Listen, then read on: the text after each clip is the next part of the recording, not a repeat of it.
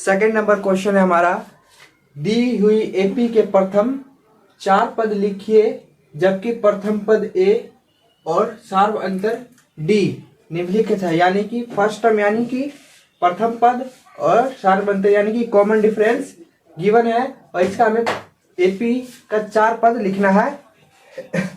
ए और D given है।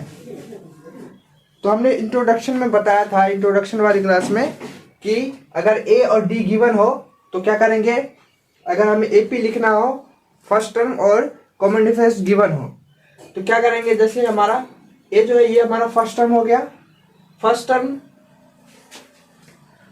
Term जो हो गया हमारा क्या हो गया ए, लेकिन सेकंड टर्म जो होगा हमारा क्या हो जाएगा ए प्लस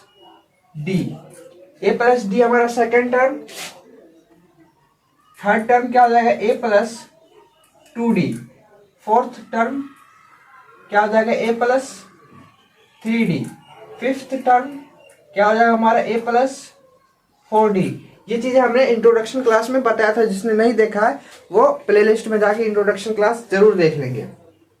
तो ये होता है फर्स्ट टर्म हमारा तो गिवन है ही, सेकेंड थर्ड फोर्थ फिफ्थ यानी कि प्रथम 4 पद लिखना है, यानी कि A4 तक, यानी A प्लस 3D तक लिखना है हमें।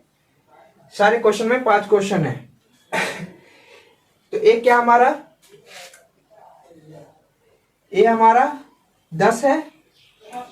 तो फर्स्ट टर्म क्या हो जाएगा हमारा, अगर हम इसका एपी लिखे फर्स्ट वाले क्वेश्चन का, तो एपी क्या हो जाएगा फर्स्ट टर्म ए कितना हमारा 10,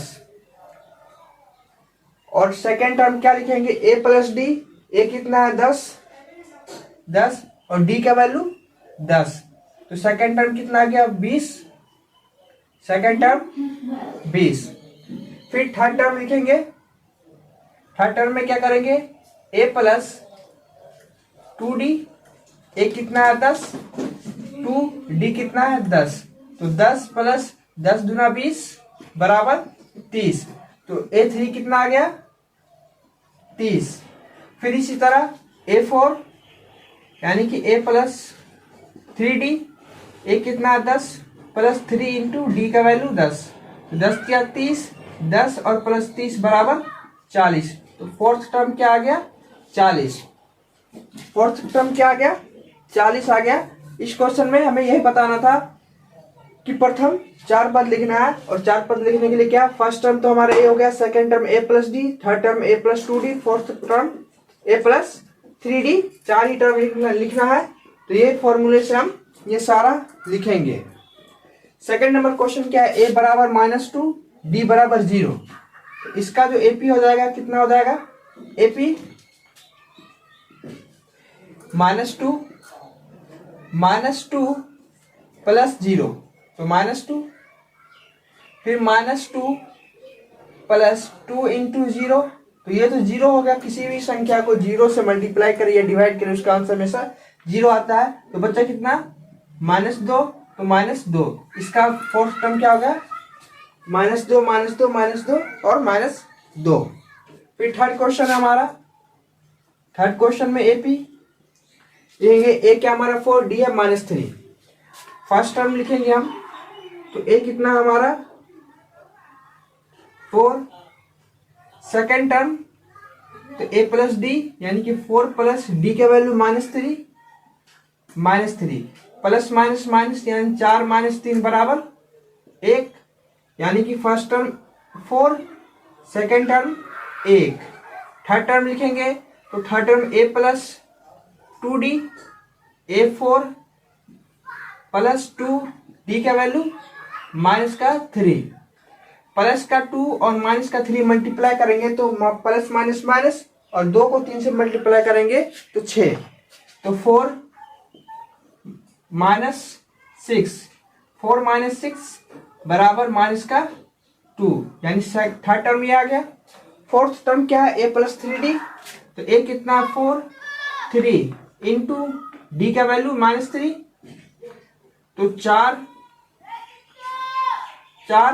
3 3 9 और प्लस माइनस माइनस, तो माइनस का 9 बराबर 4 में से 9 गया कितना बचा 5, माइनस का 5 -2, ये हमारा फोर्थ टर्म हो गया। AP 4 1 माइनस 2 और माइनस का 5। ये हमारा 3 क्वेश्चन। फोर्थ क्वेश्चन क्या है, A का वैल्यू -1, A का वैल्यू -1, तो -1 हो गया ये हमारा A। और सेकेंड टर्म, सेकेंड क्या है, A प्लस D। A कितना हमारा -1, D कितना है 1/2 प्लस 1/2। एलसीएम लेंगे तो 2 एलसीएम आएगा, एलसीएम 2, इसके नीचे कुछ नहीं तो 1, 1 दूना 2, इसको 2 से मल्टीप्लाई करेंगे तो -2 + 1 बराबर -1/2। तो हमारा पहला टर्म -1, दूसरा टर्म -1/2, सेकेंड हो गया। Third term A plus 2D, A कितना है -1 प्लस 2 इंटू D का वैल्यू 1/2, 2 से 2 कट गया, बचा कितना -1 + 1 -1 + 1, तो -1 और +1 कट गया, तो आंसर कितना आ गया 0। फिर फोर्थ टर्म क्या आ जाएगा, A प्लस 3D, A का वैल्यू -1 प्लस 3 इंटू D का वैल्यू 1/2, तो क्या आ जाएगा यहां से -1 प्लस 3/2। एलसीएम लेंगे, एलसीएम कितना आ जाएगा 2, ऊपर मल्टीप्लाई करेंगे -2 प्लस का 3, माइनस प्लस माइनस तो 1/2। फोर्थ टर्म क्या आ गया 1/2। ये फोर्थ क्वेश्चन का एपी आ गया 1 -1 -1/2 0 और 1/2।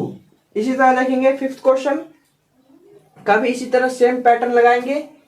फर्स्ट टर्म ये A, second term A plus D, third term A plus 2D, fourth term A plus 3D। 5 term 6 term कुछ भी निकाले।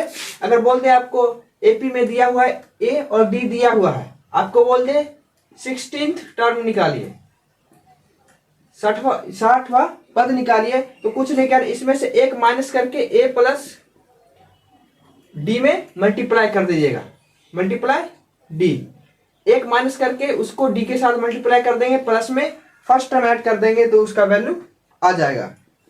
ये हमारा दूसरा क्वेश्चन था। अब इसके बाद हम इसका थर्ड क्वेश्चन देखेंगे। आज की वीडियो में इतना ही, मिलते हैं नेक्स्ट वीडियो में। ये वीडियो आपको कैसी लगी हमें कमेंट करके जरूर बताएं। अगर वीडियो अच्छी लगे तो अपने दोस्तों के पास शेयर कीजिए, वीडियो को लाइक कीजिए, और अगर आप चैनल पर नए हैं तो चैनल को सब्सक्राइब कीजिए। आपको क्लास 10th में किसी भी सब्जेक्ट में कोई सा भी क्वेश्चन, कोई सा भी डाउट हो तो आप मुझसे कमेंट के जरिए पूछ सकते हैं, या मेरा ये इंस्टाग्राम अकाउंट है, इस पर DM भी कर सकते हैं। बहुत शुक्रिया आपका वीडियो एंड तक देखने के लिए। मिलते हैं नेक्स्ट वीडियो में, तब तक के लिए थैंक यू। जय हिंद।